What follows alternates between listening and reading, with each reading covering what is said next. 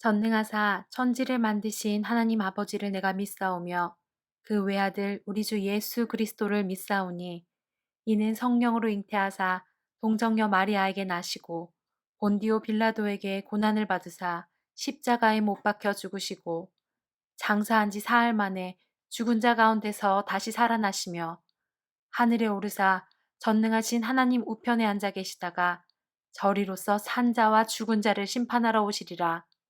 성령을 믿사오며 거룩한 공회와 성도가 서로 교통하는 것과 죄를 사하여 주시는 것과 몸이 다시 사는 것과 영원히 사는 것을 믿사옵나이다. 아멘.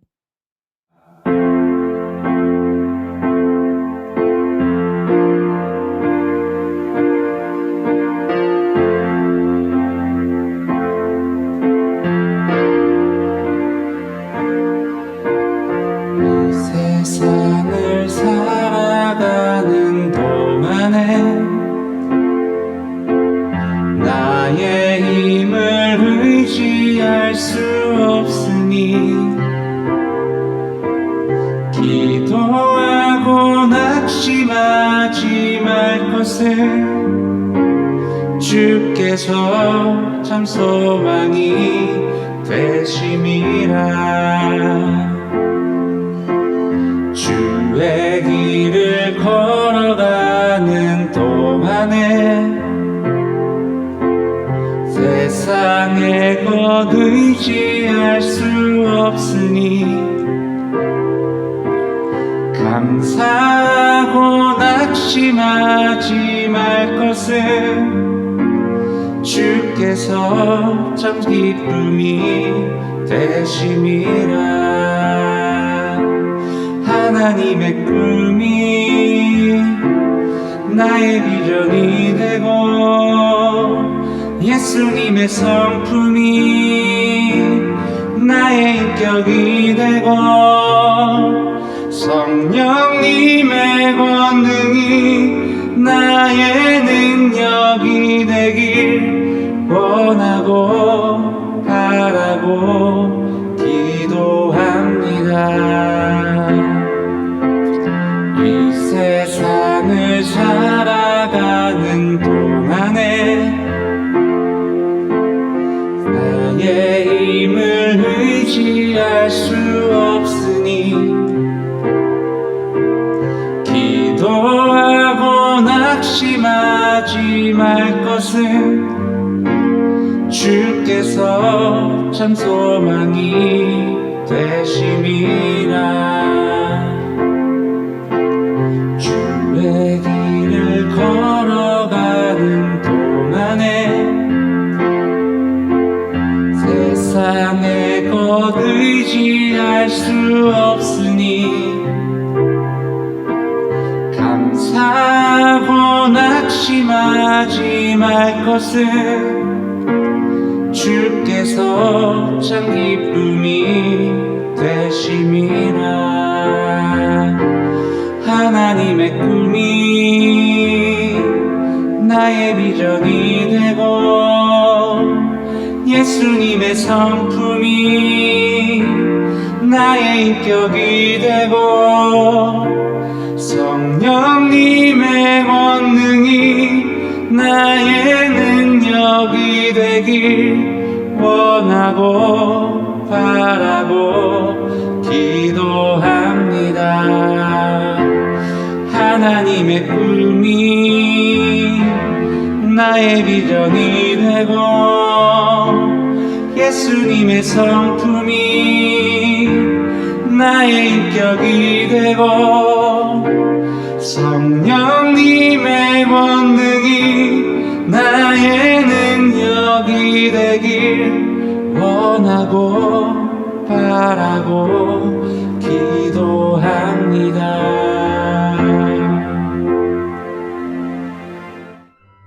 거룩하신 하나님께 감사와 찬양을 올려드립니다. 죄악으로 물든 이 세대와 나를 불쌍히 여겨주시고 용서하여 주옵소서. 우리를 성령 충만케 하사 이 세대 가운데 하나님의 영광을 드러낼 수 있게 하옵소서. 믿지 않는 자들에게 예수 그리스도를 전하는 사명을 감당할 수 있는 능력을 주옵소서. 하나님께서 기뻐하시는 아름다운 교회 공동체를 이루어가게 하옵소서. 플라잉 워십을 통하여 미디어 세상 가운데 하나님 나라를 세워가게 하옵소서. 오늘 선포되어지는 하나님 말씀을 통해 그리스도인으로서의 정체성을 회복하게 하옵소서. 모든 것을 주님께 맡겨드리오며 예수 그리스도의 이름으로 기도드립니다. 아멘. 오늘 우리에게 주신 하나님의 말씀은 창세기 45장 5절 말씀입니다. 당신들이 나를 이곳에 팔았다고 해서 근심하지 마소서, 한탄하지 마소서. 하나님이 생명을 구원하시려고 나를 당신들보다 먼저 보내셨나이다. 아멘. 안녕하세요. 플라잉 워십의 신태호 목사입니다. 오늘도 영상으로 함께 예배를 드리는 모든 분들을 주님의 이름으로 환영하고 축복합니다. 여러분, 우리가 그리스도인들이 이 세상 속에서 그리스도인으로 살아갈 수 있는 방법은요, 하나님의 계획 안에 들어와 있으면 그 일이 가능해집니다.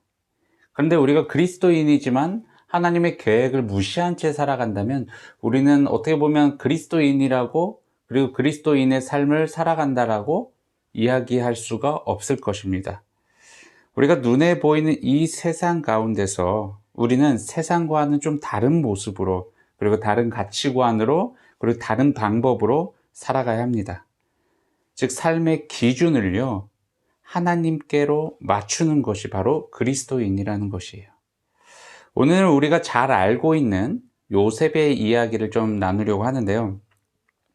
요셉은 야곱의 12아들 중에 11번째 아들입니다. 그리고 야곱이 사랑하는 아내인 라헬으로부터 낳은 첫 번째 아들이기도 합니다. 그래서인지 몰라도 요셉은요, 다른 형제들보다도 아버지로부터 좀 특별한 사랑을 받고 자랍니다. 그런데 이 성경에서 보면요, 요셉은 조금 좋게 얘기하면은 매우 정직하고 성실한 아이였어요. 하지만 조금 부정적으로 얘기를 하다면 좀 융통성이 없고 눈치가 없는 그런 아이였던 것 같아요. 창세기 37장 2절 말씀을 보면요, 이렇게 나와 있어요. 야곱의 족보는 이러하니라. 요셉이 17세의 소년으로서 그의 형들과 함께 양을 칠 때 그의 아버지의 아내들 비라와 실바의 아들들과 더불어 함께 있었더니 그가 그들의 잘못을 아버지에게 말하더라. 요셉이 어떤 일을 행했다고 나왔어요? 17살 때 요셉은 형들과 함께 들에서 이제 양을 치고 있었는데, 뭐 어떤 일을 행했는지 모르겠지만 형들의 그 좋지 않은 그런 행실에 대해서 아버지에게 이야기를 했다라는 거예요. 그러니까 이 좋지 않은 이야기를 한번 좀 그 영어 버전으로 찾아보니까요, bad report라고 이렇게 표현을 해요. 그러니까 요거를 봤을 때는 어떤 뭐 진짜 좋지 않은 어떤 일인가를 형들이 했었던 것 같아요. 근데 다른 성경에서는 이 bad 대신 evil을 쓰더라고요. evil. 그러니까 좀 악한 행동이라는 거죠. 그러니까 이 형들은, 그러니까 요셉이 봤을 때도 그렇고 뭔가 이렇게 죄악된 행동이라고 요셉은 느껴졌기에 아버지께 이제 어떻게 보면 고자질을 한 거죠. 근데 아무래도 형들이 이 아버지인 야곱에게 이제 요셉이 좀 특별한 대우를 받고 있다 보니까 늘 이렇게 좀 별로 이렇게 좋게 생각하지 않았는데, 그럼에도 불구하고 이제 그런 데다 이제 계속 기름을 부은 거죠. 이제 잘못된 형들의 행실을 아버지께 이제 고자질하게 되고, 뭐 그 이후에 어떤 일이 일어났는지 나오지 않지만 뭐 이제 아버지 야곱에게 불려가서 형들이 뭐 혼나지 않았을까라는 생각을 해보게 되는데, 자, 이제 요런 요셉의 모습을 아버지 입장에서 보면요, 매우 착하고 성실하고 아빠 말을 잘 듣고 아빠의 또 어떤 그런 귀여움을 받을 만한 어떤 그런 조건을 딱 가지고 있는 자식이죠. 늘 아빠 편에 서 있는 것 같고, 그렇죠? 뭐 그러다 보니 아버지 입장에서는 당연히 요셉이 이쁠 수밖에 없을 것 같아요. 그래서 채색 옷을 입혔다고까지 하면서 이제 그 요셉을 아들들 중에서 좀 특별한 사랑을 좀 보여줬던 거죠, 요셉에게. 근데 이러한 상황에서 어떻게 보면 요셉이 형들의 잘못을 고자질했다라는 것은 이제 계속 이제 형제들의 화만 이제 돋고 갔다는 거예요. 그리고 창세기 37장 4절에 이렇게 표현을 합니다. 그의 형들이 아버지가 형들보다 그를 더 사랑함을 보고 그를 미워하여 그에게 편안하게 말할 수 없었더라. 그 형제들 사이에서는 그래도 이제 형제들끼리 뭔가 이렇게 감추고 싶은, 그러니까 부모한테 말하고 싶지 않은 그들만의 어떤 그런 바운더리, 영역이 있을 텐데 요셉은 그게 전혀 없었다라는 거예요. 요셉과 형제들 안에서는 어떤 공유가 될 만한 그런 거리를 찾을 수가 없었던 상황이죠. 왜냐하면 요셉에게 그런 뭐 공유를 물론 이제 잘한 행동이면 상관이 없지만 조금 이렇게 실수를 하거나 잘못된 행위를 했던 부분을 요셉의 귀에 들려줬을 때는 요셉은 바로 이제 아버지에 가서 이제 고자질을 하게 되니까 형제들 입장에서는 요셉 앞에서 뭔가를 말하는 것도 불편하고 요셉과 어떤 그 서로 그 뭐라 그래야 될까요? 영적인 교제를 나누는 것 자체가 매우 어려웠던 거죠. 그래서 요셉과 좀 거리를 두며 생활을 했던 것 같습니다. 그리고 이제 형들은 요셉을 성경에서 계속 보면요, 요셉을 점점점 더 미워하기 시작을 했어요. 그러다가 이제 가장 큰 하나의 사건이 터지게 되는데 그건 요셉의 꿈이었어요. 요셉은 두 가지 이제 꿈을 꾸는데 두 가지 다 이제 이런 내용이었습니다. 형들과 심지어 또 아버지까지도 자기 앞에 와서 엎드려 절하고 있는 그런 꿈을 꾸게 된 거예요. 이 꿈 이야기를 근데 자기만 가지고 있었던 것이 아니라 또 그것을 아버지에게도 말하고 또 형들에게도 말해요. 안 그래도 지금 형들한테 미움을 받고 있었던 요셉인데 이제 이 꿈에서 형들이 자기에게 절을 한다고 하니 이 형들은 이제 거기서 이제 너무 이제 화가 치밀어 올랐던 거죠. 심지어 이제 아버지인 야곱까지도 그 꿈 이야기를 들었을 때 요셉을 이제 꾸짖죠.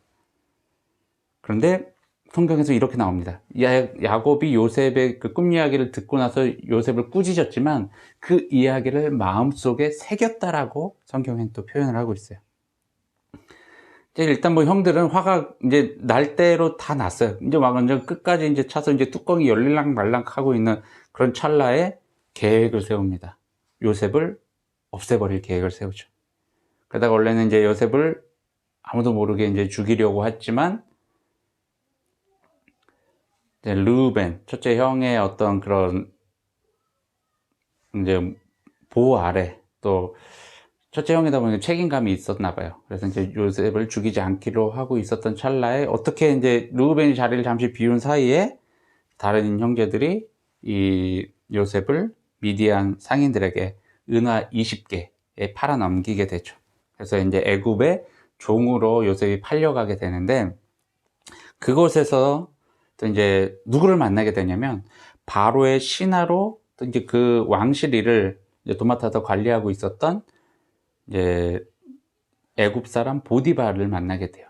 그래서 보디발이 요셉을 이제 종으로 산 거죠. 그래서 자신의 이제 집안 일을 맡겨 놓은 거죠. 그리고 심지어 요셉은 너무 이제 최선을 다해서 열심히 일을 하다 보니까 보디발 이제 눈에도 너무나 이제 좋게 평가가 됐던 거죠. 그래서 모든 이제 집안 일을 요셉에게 맡겨놨는데 그 가운데서 이제 억울한 누명을 쓰게 돼요. 보디발의 아내 유혹이 왔는데 그 유혹을 뿌려쳤다는 이유로 좀 누명을 쓰게 돼서 결국에는 이제 감옥에 갇히게 됩니다. 근데 이제 우리가 성경을 쭉 보다 보면요, 하나님께서 요셉의 어떠한 상황 속에서도 함께 하셨다라는 것이 기록되어져 있어요. 그리고 그것을 요셉도 인지하고 있었어요.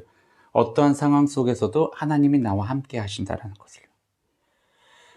그리고 이제 감옥에 갇혀서 이제 계속 충실한 그런 생활을 또 하고 있었어요.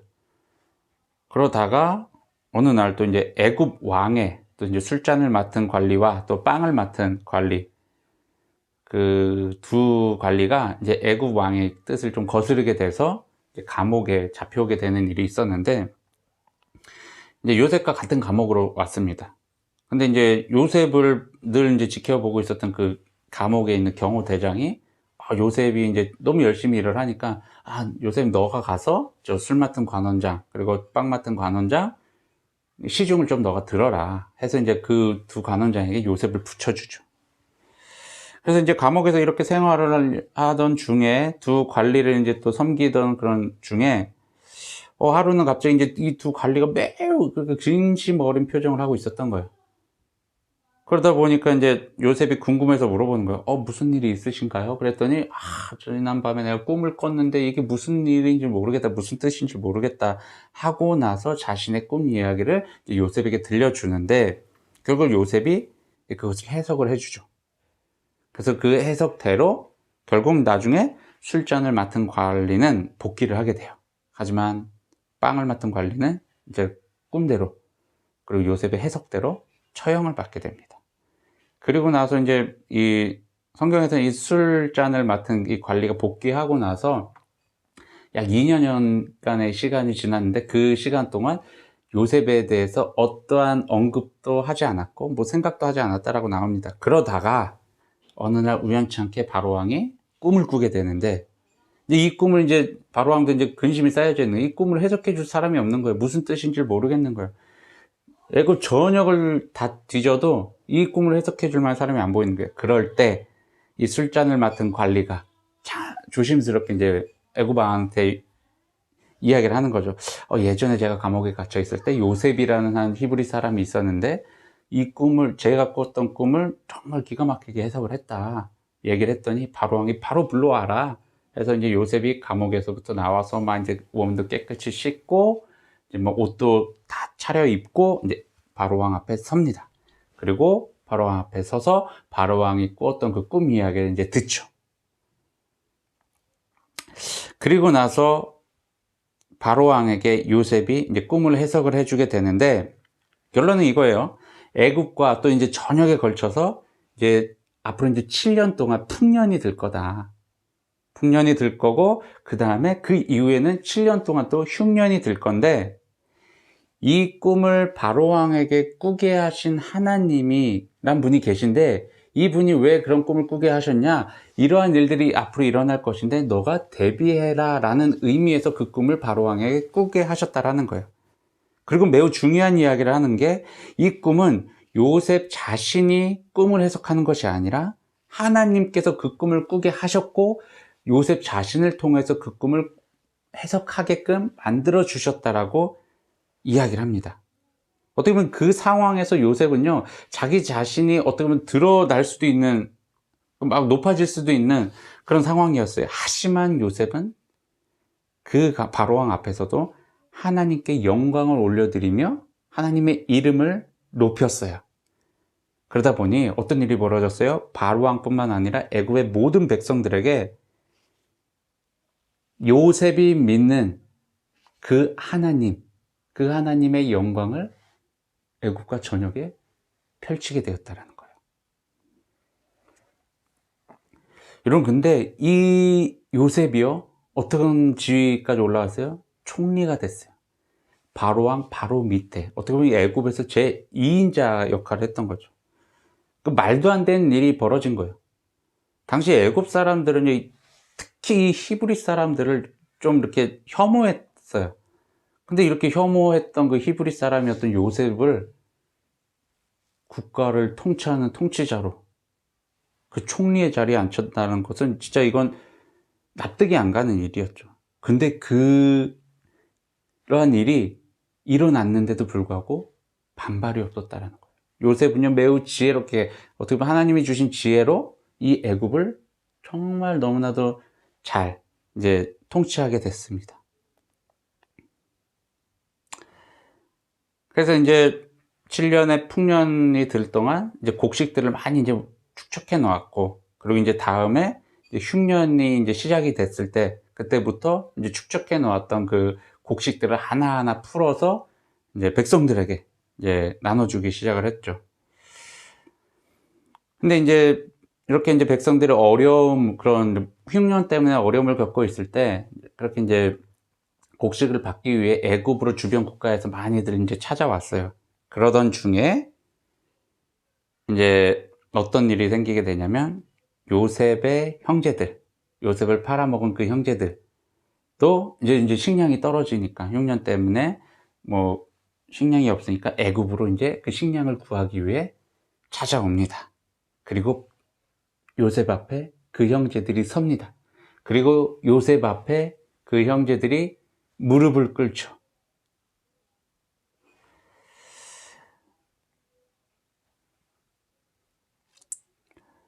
나중에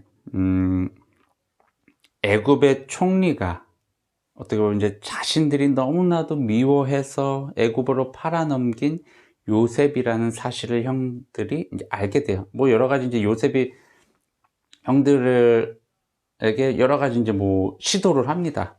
그리고 나중에 결국에는 이 형제들에게 자기를 밝혀요. 처음에는 형제들이 몰랐죠.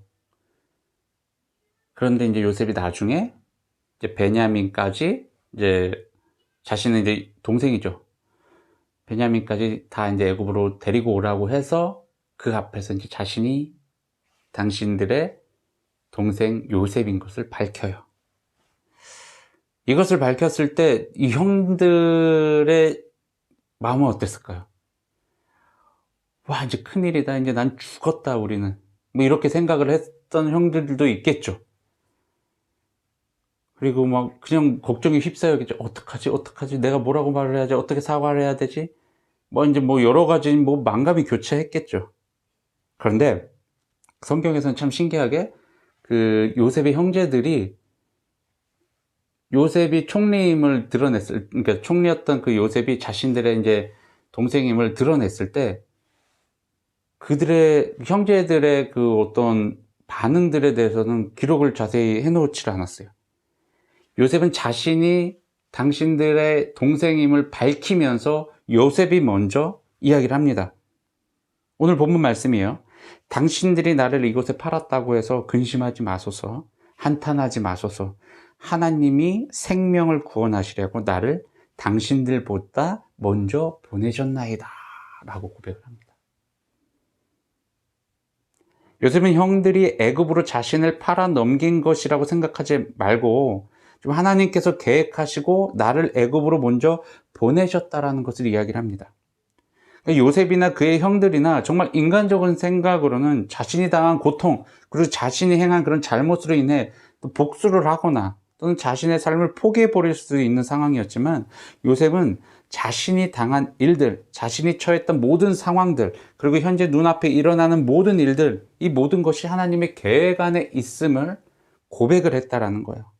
여러분, 요셉이 17살 때 처음으로 꿈을 꿨던 것이 이루어지는 그런 순간이었어요. 요셉은 꿈에 대해서 어떻게 이야기를 했다고 성경에 나와 있습니까? 바로 하나님께서 앞으로 일어날 일에 대해서 미리 말씀해 주시는 것이라고 이야기를 했어요. 즉, 꿈은 우리가 하나님의 계획을 미리 알 수 있도록 해주신 것이에요.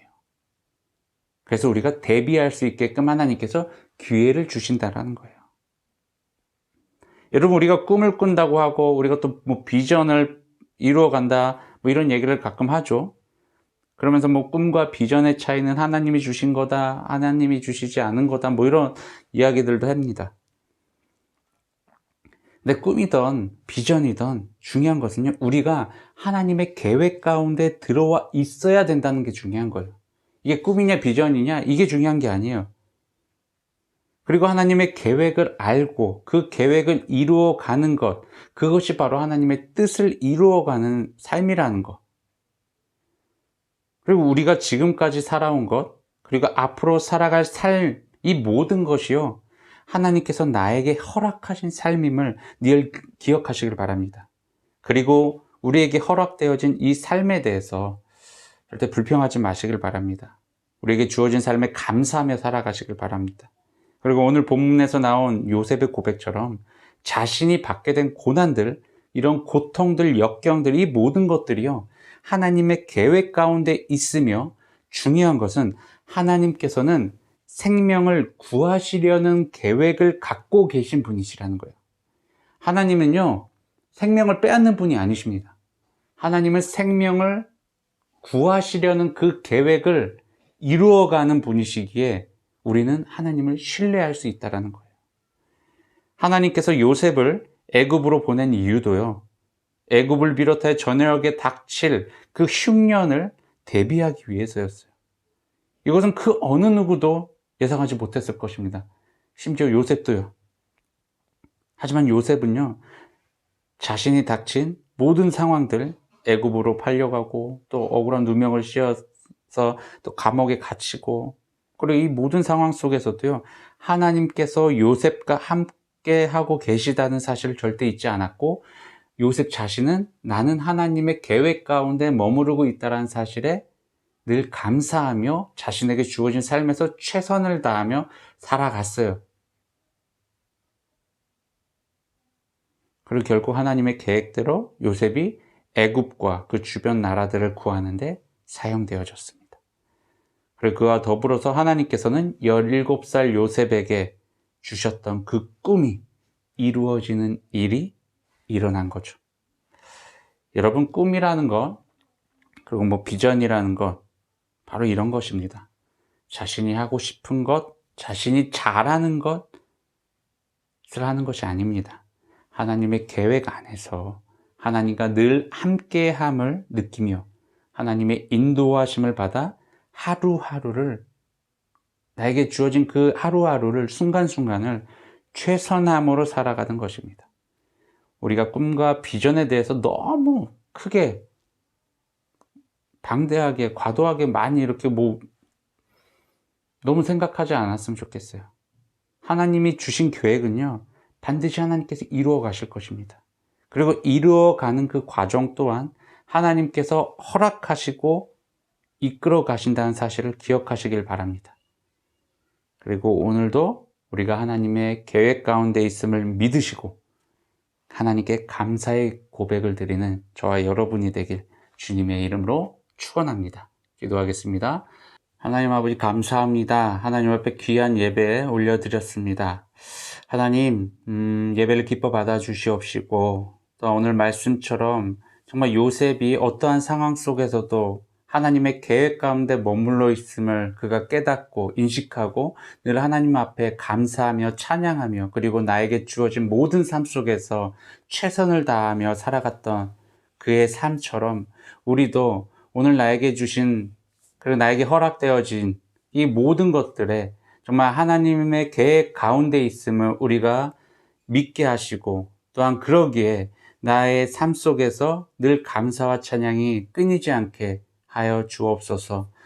주님, 이 시간 주님 앞에 귀한 예물 올려드립니다. 이 예물이 쓰여지는 곳마다 하나님의 나라가 확장되어지게 하시며 하나님의 이름이 널리 퍼지게 하시며, 또한 이 예물을 드린 손길을 주님께서 기억하시고 저들의 삶 가운데 감사와 찬양이 넘치게 하시며 하나님의 풍성한 은혜로 그들의 삶을 채워 주시옵소서. 이제는 우리 주 예수 그리스도의 십자가의 은혜와 하나님의 넓고 크신 사랑하심과 성령님의 보호 인도 동행하심이 오늘 이 자리에 모여 이 예배를 드리며 내가 하나님의 계획 가운데 있음을, 그리고 나에게 주어진 모든 삶이 하나님의 계획 안에 있음을 믿고 감사하며 살아가겠다라고 결단한 모든 그리스도인들 위해 지금으로부터 영원까지 함께하기를 간절히 축원하나이다. 아멘.